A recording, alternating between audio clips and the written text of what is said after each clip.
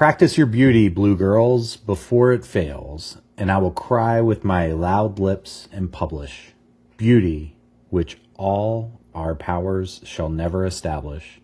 It is so frail. Jake, that's from 1927 Blue Girls by John Crow Ransom. Any ideas on why I'm quoting a 1927 poem as we start today's episode?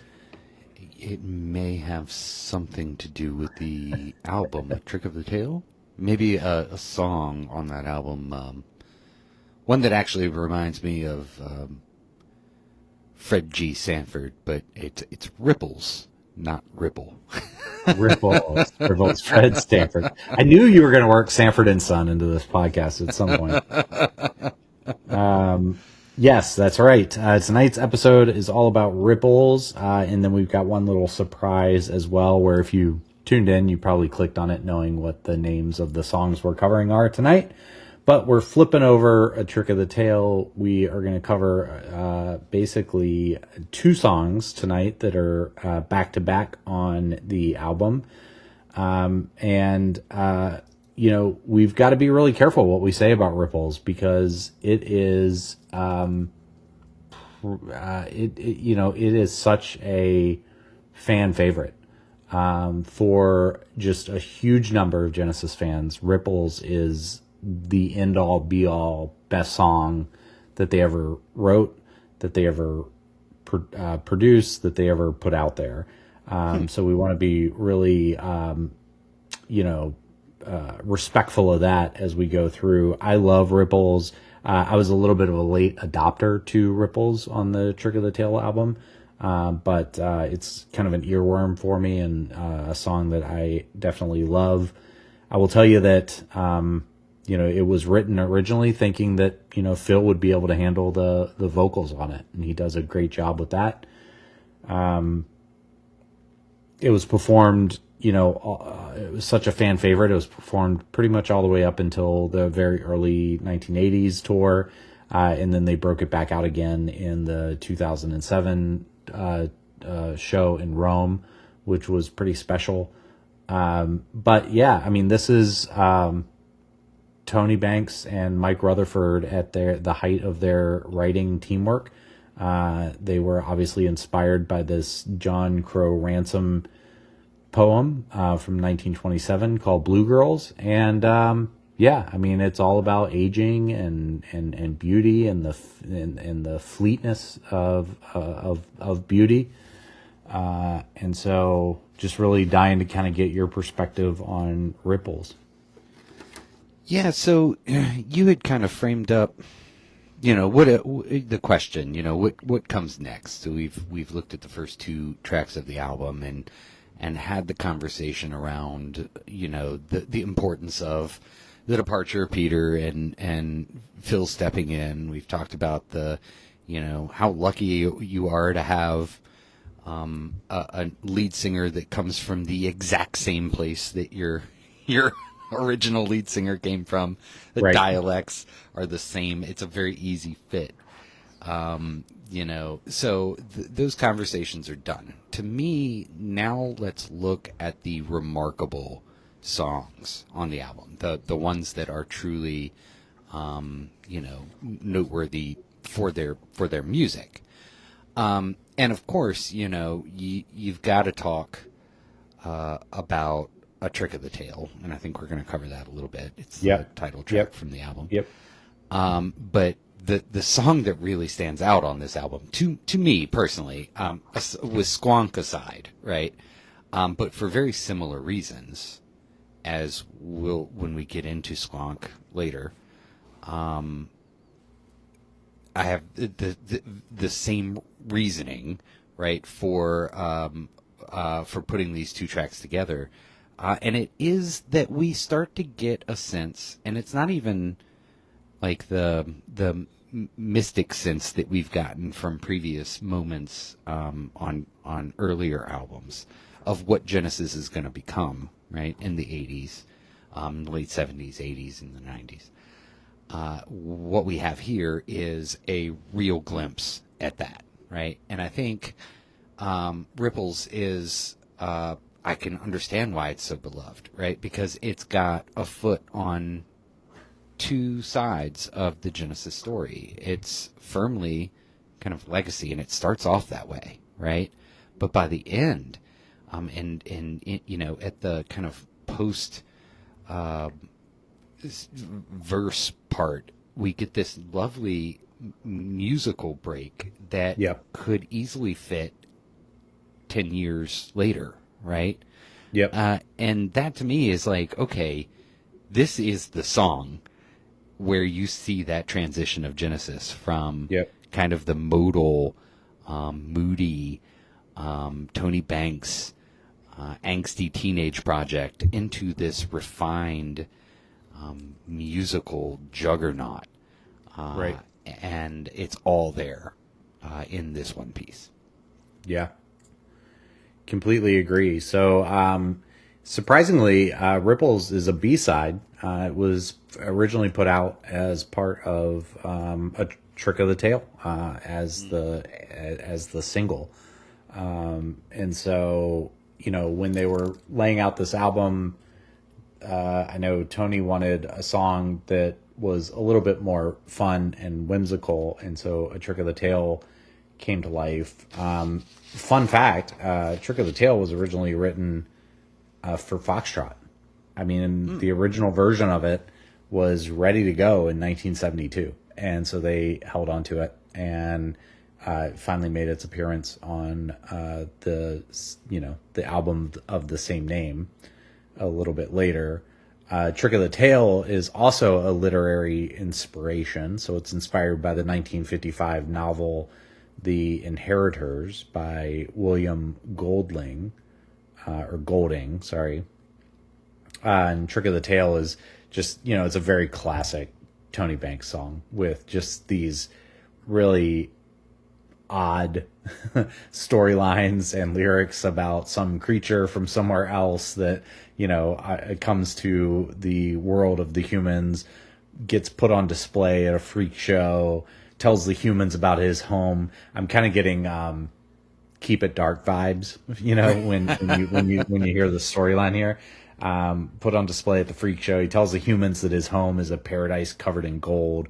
And then they release him, and just as they see the spire of gold, the beast has vanished, and he's kind of put on this trick of the tail, right? And they can only hear his voice.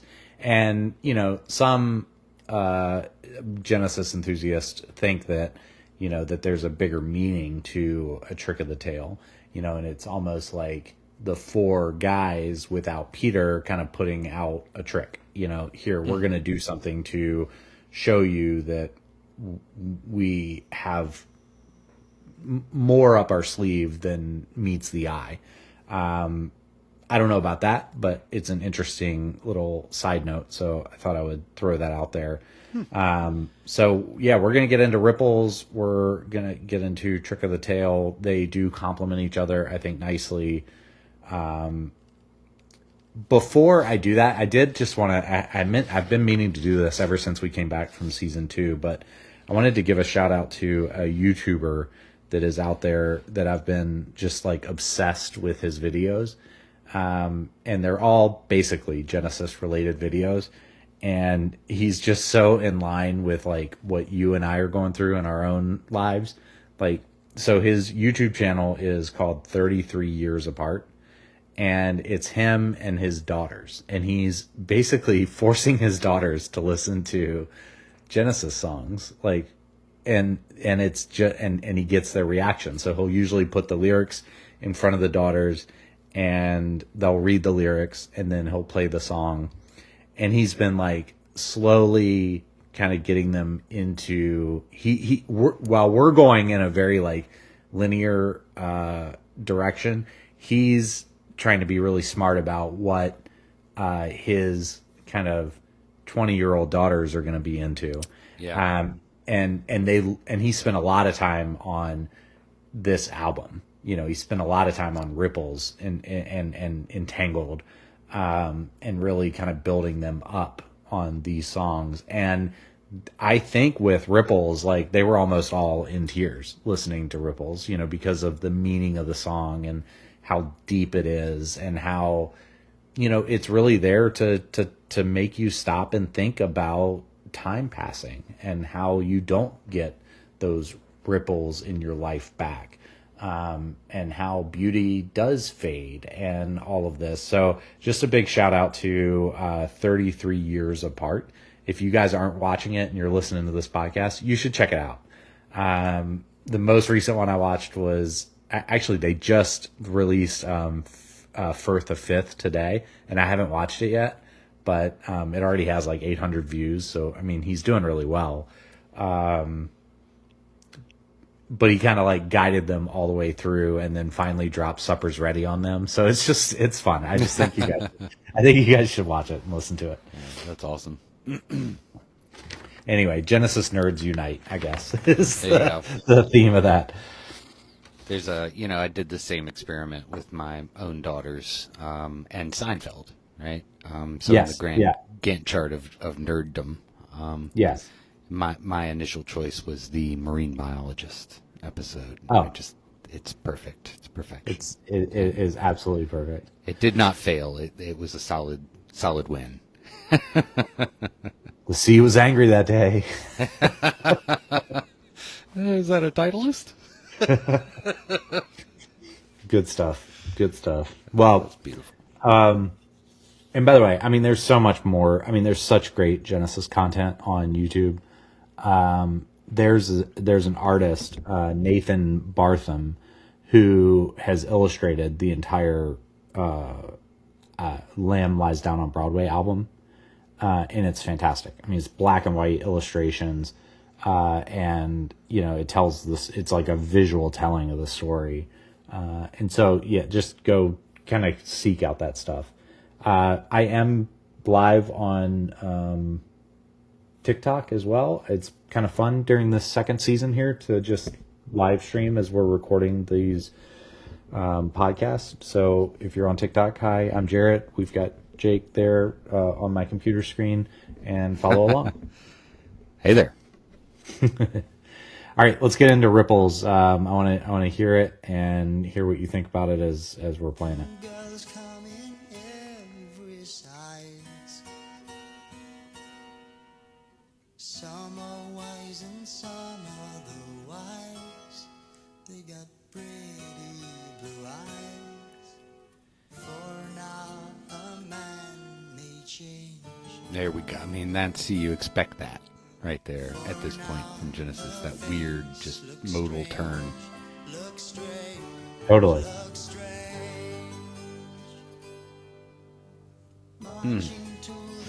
I love that progression, though.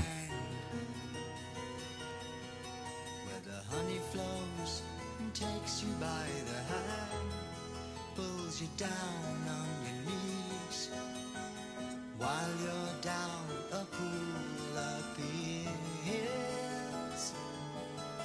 The face in the water looks up and she shakes her head as if to say that it's the last time you'll look like today. Sail away, away. What I think is really impressive here, that's different from Entangled, like this is all just Phil Collins' voice. I don't think you're hearing any other band members' voices like we did in Entangled. Right. There's definitely some hearty effects on this, right? He's got Right. some just the space effects, so your reverb and those sorts of things, but they can really expand a vocal performance. But that his voice is so strong and so rhythmically spot on, right? That to me is the big difference between Phil's performance on this album and what you would have expected from Peter, right? It Yeah. is maybe just a little more smoothness from Peter, but Phil is just its power, and he nails it. Yeah, I think if Peter was still in the band, Phil still would have sang this song. I'm pretty convinced of that, because it's similar to Written for him, really. Yeah, it's written for like Four Absent Friends. It's got similar vibes to that, and then More Fool Me from Selling England by the Pound, which we didn't cover, but who was the face that launched 1,000 ships? Was that Helen of Troy? it was Helen of Troy. Yeah, Helen and of Troy. I just love that line, right? That the face is sinking fast. Yeah.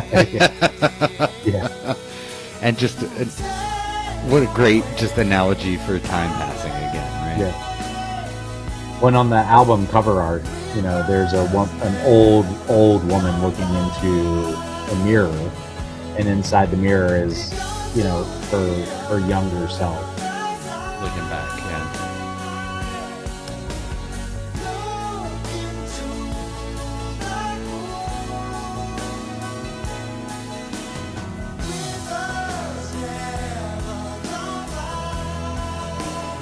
This is such just a catchy chorus here. This is where we start to see this transition, in my head at least, right? Genesis is, look, we've started off this track as a very traditional Genesis track, right? Yeah. It's about to go to new places. Yeah. But then brilliantly, they bring it right back, which we come to expect from Genesis.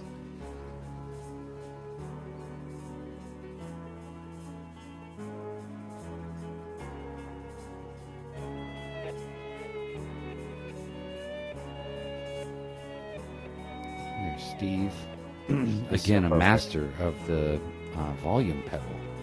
The way Yeah. he fades himself in and out there is... I'm sure in the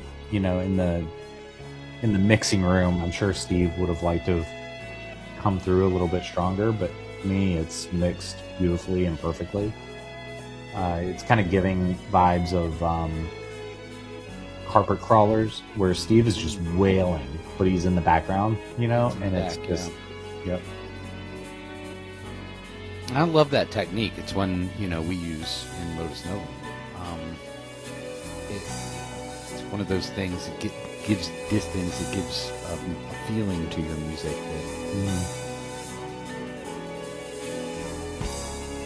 not easy to describe, I guess.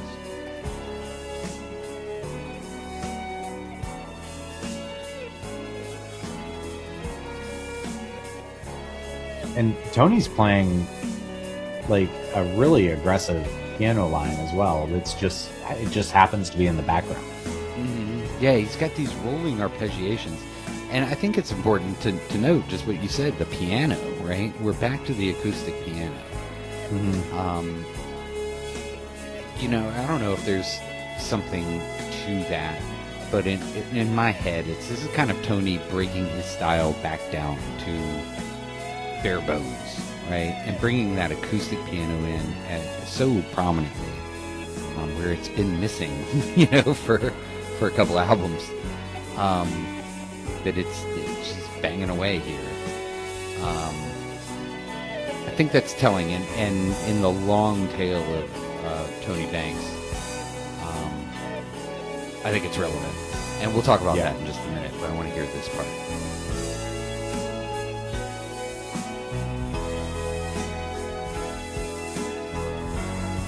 Listen to this very consonant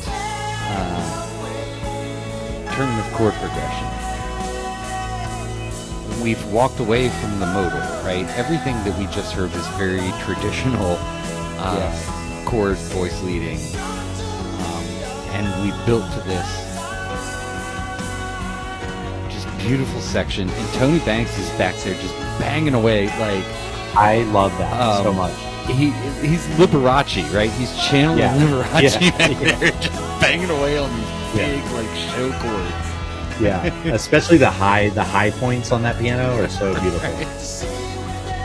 Oh, and it's so critical to this sound.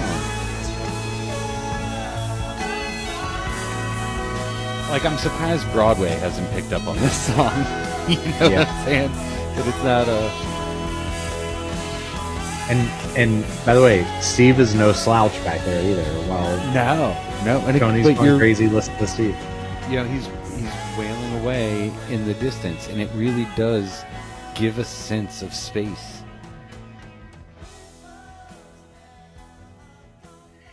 What I love about Ripples too is it feels like a 3-minute song, but it's 8 minutes long. Mm-hmm. You know, there's something about it that is, it just, the way it moves, and it's just so, it's so repeatable. You can listen to it over and over and over again.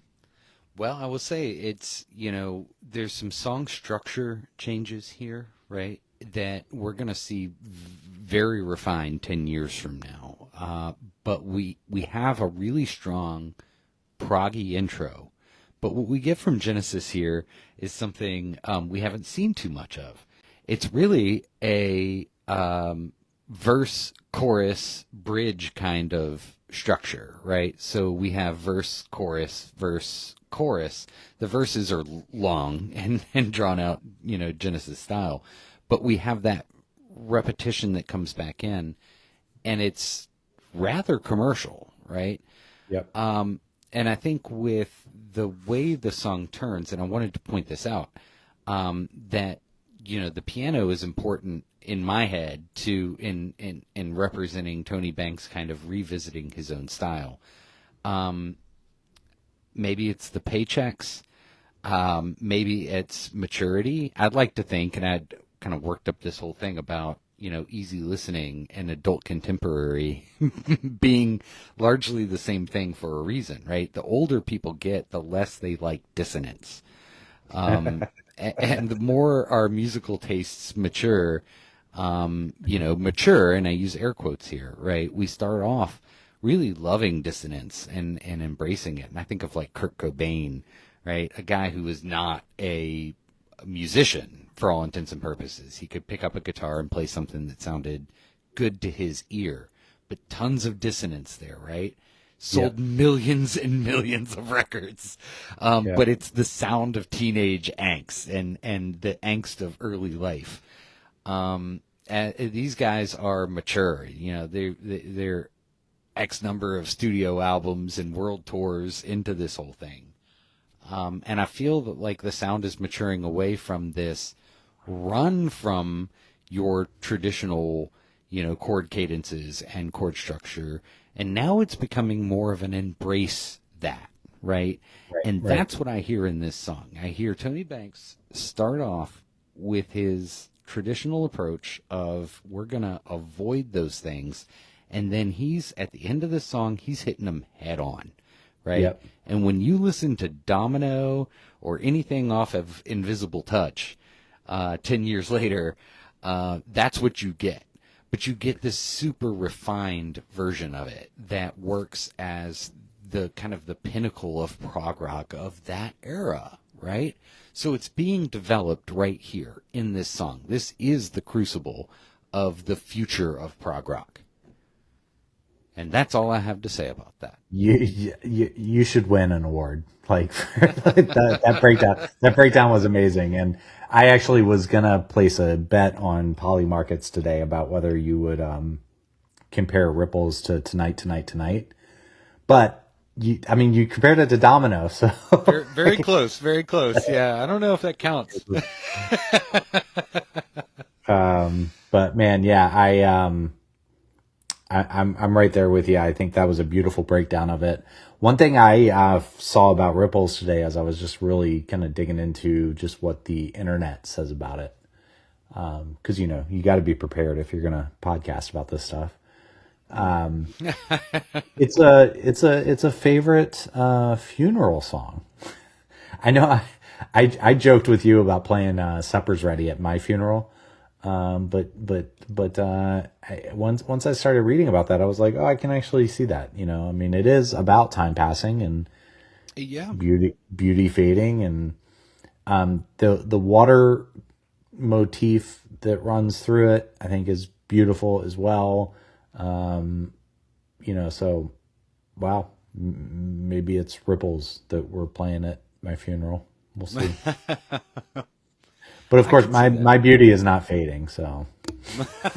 No, if anything, it grows. It grows every day, much Nice, to our nice, chagrin. nice. I love the way we're kind of getting into like what this album and song by song meant for the future of Genesis. I think it's, they obviously were making a statement with Dance on a Volcano.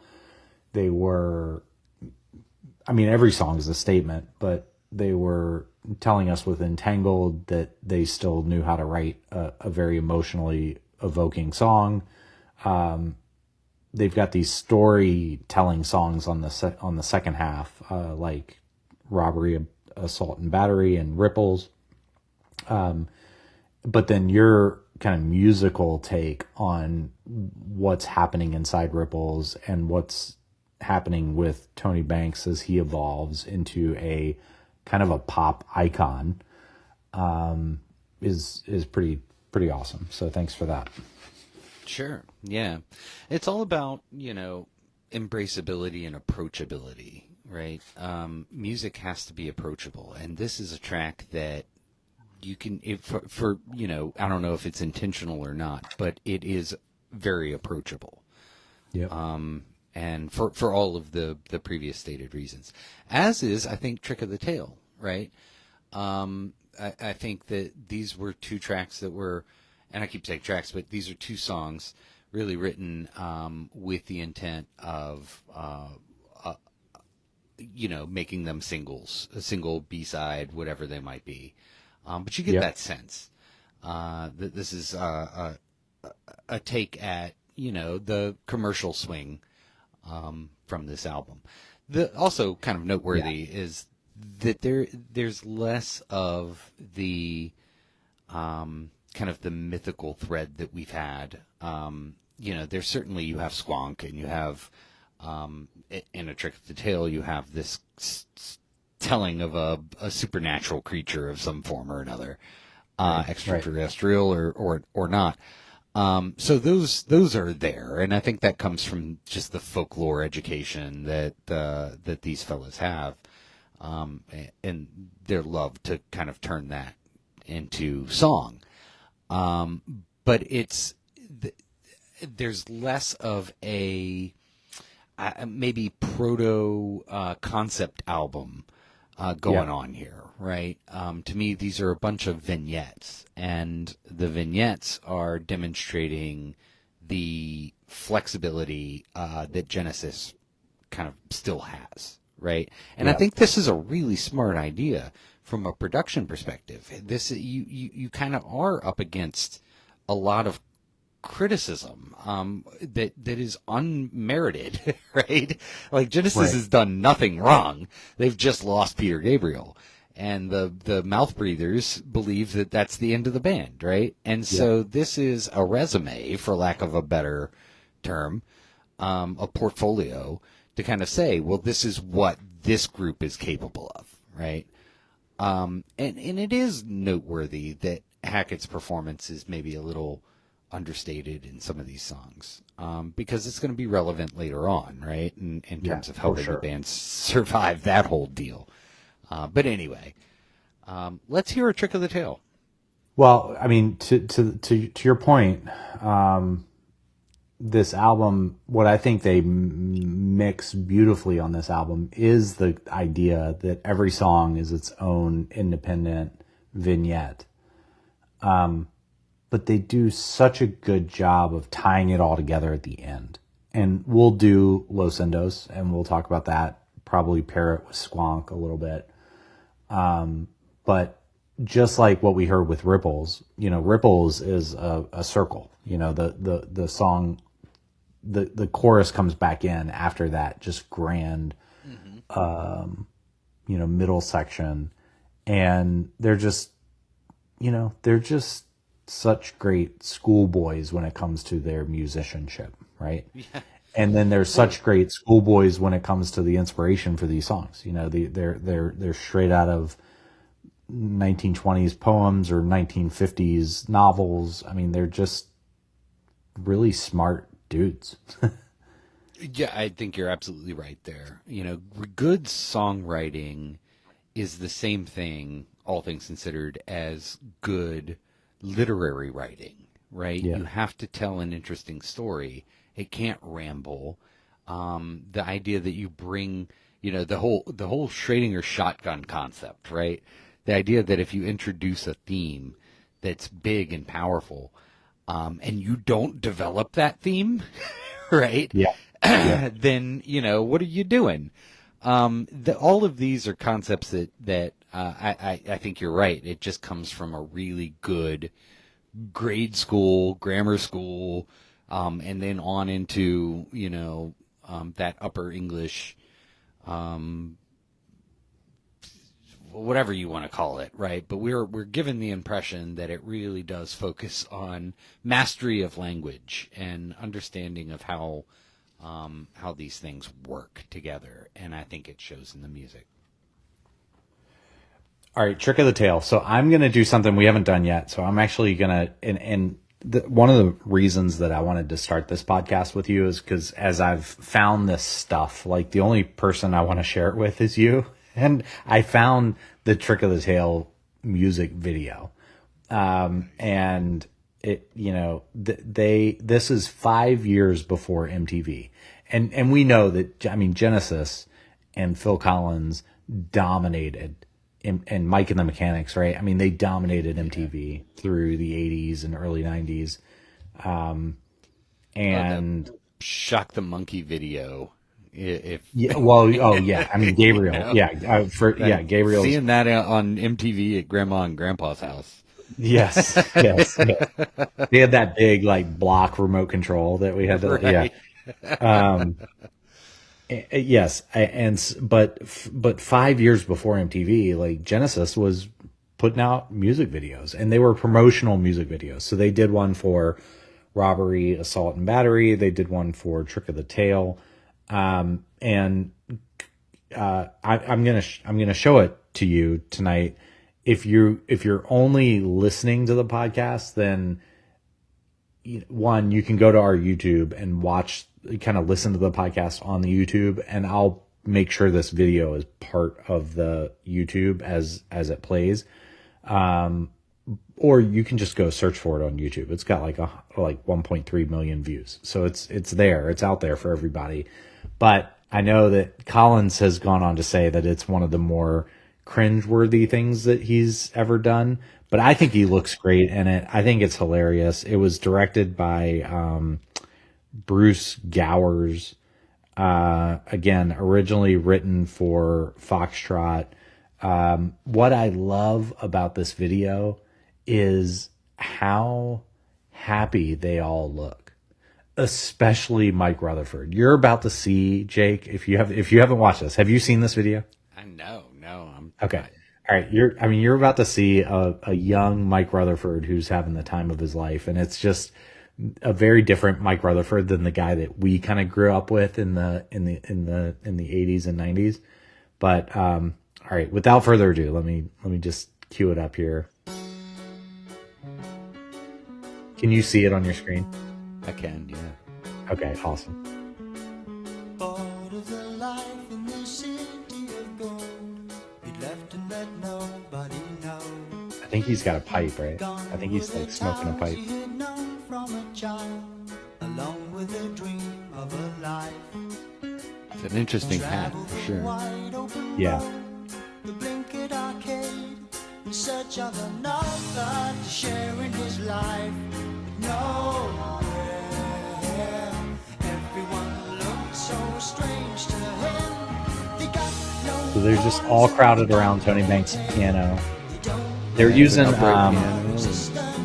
Yep, they're using special effects here to make Phil Collins tiny, and he's walking around on the inside of the piano. It's a little.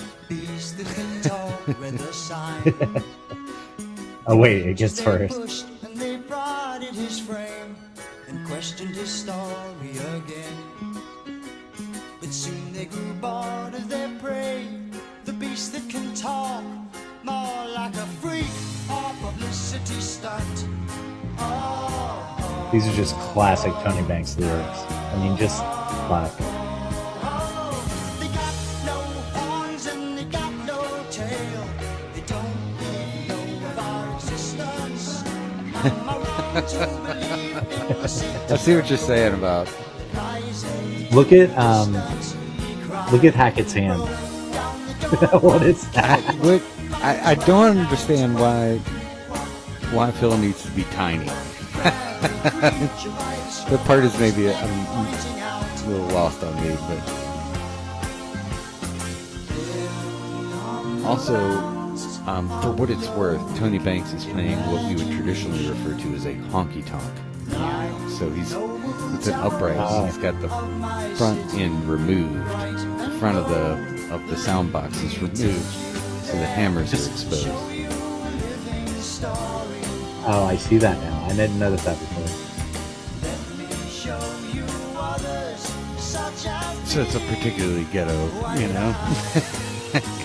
kind of thing they got going there. Steve looks like he's having fun too. But Rutherford looks like he's having the time of his life. He's definitely happy to be there. I don't know what that hand is about. And why is Tiny Phil, Tiny Phil. That's what I wanted you to see. I was like, what is with Steve Hackett's hand in this? So if you've not seen it, it's for some reason they just put this It's like huge Vecna's monster hand. claw on Steve Hackett. He's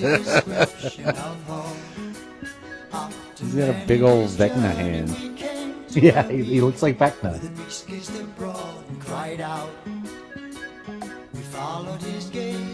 I do love the doubling of the vocal line with the bass, right? That's super hip. You don't hear that very often in music at all, where the bass guitar or the bass in general is doubling the lead line. Here he is on Rutherford's shoulder. Yeah, another weird hand situation going on there. This time it's just a normal. Tony Banks was super awkward in that in that one. That was Mike Rutherford giving us a guitar lesson. Here's where you just almost feel like the pressure is off. They get to just do what they want to do, write songs together. They're sitting on the piano now. They're all tiny. They're all laughing. They're definitely having a good I mean, it's time. just such a it seems like it's, I don't know, it's just a special moment in their history. And Phil is So just again- like some kind of disco longshoreman. That's Yeah. he's the If only you guys, one. I mean, if you haven't seen it, if you haven't watched that, watch it. Like I said, I'll put it in when I post the podcast on the YouTube. I'll put it in there. But most of the channels that the podcast is available on are just audio only, so that is what it is. Well, that was awesome. You I can listen to us just laughing at these guys. After you started it, I realized I had seen that before, but I could watch it 100 more times. I figured you had seen it. But still, just the in the context of like how kind of deep we go on these songs, I thought it was still good to show that. So, and I mean, there's not a lot to like psychoanalyze or break down about that song. I mean, to me, it feels very similar to "Keep It Dark," which was also a Tony Bank lyric from, on Abacab, where there's just he lets his mind wander and he goes off to these like what if what if there was life on other planets, or what if there were other creatures that were intelligent, and what if they came here, what if we went there, and how would people react? And then just this idea that kind of is similar between the two themes of those two songs is that the other place is very aspirational. It's either a place that's loaded with wealth and happiness, or in the case of A Trick of the Tail, it's it's shrouded in gold, right? And so, or is it, because maybe maybe the Beast just uses the fact that, he's claiming that it's shrouded in gold as a means to escape, because he knows he's going to tap into this human instinct for adventure and wealth, and he's going to cut loose at that point. I don't know. Yeah, I mean, things that we traditionally have described as beasts aren't the nicest. They tend to be deceptive in other sorts of things. So, yeah, and that's probably part of the duality of the song, right? Is the idea that we don't know that about him. We're just projecting this upon him. So it's all about what we see. So very clever. And, again, the band hasn't lost that edge. At this point, the best we can tell is, and this is not a shot at Peter Gabriel, don't take it this way, but the band has lost their flute player, right? It's the one part that we can't replace. I do wonder, not on Ripples, but on Trick of the Tail, I do wonder what how that would certainly. There's been space throughout this entire album, right? And you hear at certain points Tony Banks actually comes in with these light, synthy lines that are very fluty, and there's a lot of that on this album. It's great. It's not Peter's unique. Every soloist brings their own kind of flavor, right? So even Tony Banks playing the flute is Tony Banks playing the flute, right? Yeah. It's not Peter Gabriel. So we've lost that voice, and that's noteworthy. But I think what we've proven here tonight is that there's really strong material deeper in this album than kind of the first and last track. All right. Well, that was another take on A Trick of the Tail and Ripples. Hope you enjoyed what we brought to you tonight. We will keep doing this, and thanks for tuning in and listening. Anything we got right, anything we got wrong, we love to see your comments. Let us know. We are Mild Mannered Supermen. Until next time, see you later, Jake. See you, my brother. Have a good one. All right. Take care, everybody. Mild Mannered Supermen, Mild Mannered Supermen.